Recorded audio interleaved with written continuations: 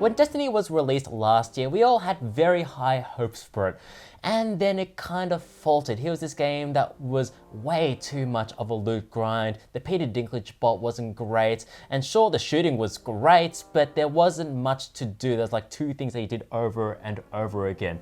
Now, Jordan, you went to level 30 with Destiny 1.0, didn't you? Yes, I did play through the original vanilla, and I was a bit, as some people, a bit disappointed in the start of it. It was missing a few things. What I did appreciate of it is it always had good gameplay. It controlled great, and it did look quite nice. But now Bungie have taken all of that and seemingly improved on it with Destiny the Taken King, which also marked the Destiny 2.0 patch. And let's just talk about the Taken King. It has cutscenes, it has a story, it has characters we actually care about. Yeah, I know, that's one of the things I found missing from the vanilla was there was kind of void of soul, void of character. But now you've got characters like Cade Six talking to you all the time, who's kind of funny and interactive. Who's pretty much Nathan Fillion doing Nathan Fillion. And you've got like an actual villain, a boss. You've got Oryx with a story leading through other things. Just the fact that I can tell you character names and the significant characters is just a huge leap ahead of what we had. I think probably the best metaphor for all of this is the fact that they replaced Peter Dinklage with Nolan North as the little ghost that follows you around.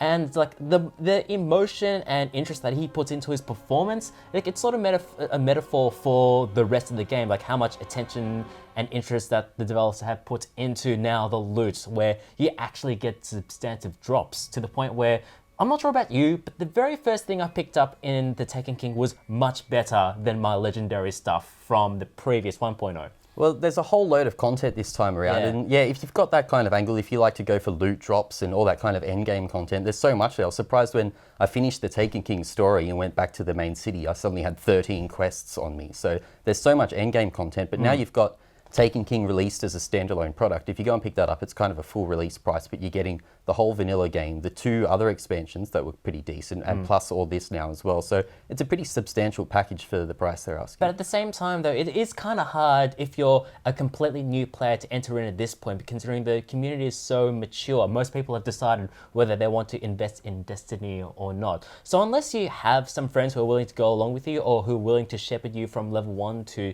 level 30, 40, I believe the cap is now, then it's still going to be mildly dull, because you still have to trudge through the original vanilla content before you get to the much better content in the Taken King.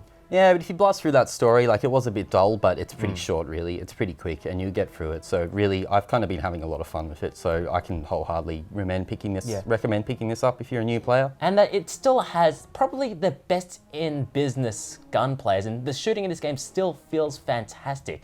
So if you're previously invested in Destiny, well, you've probably already picked up the Taken King, well, as you're watching this.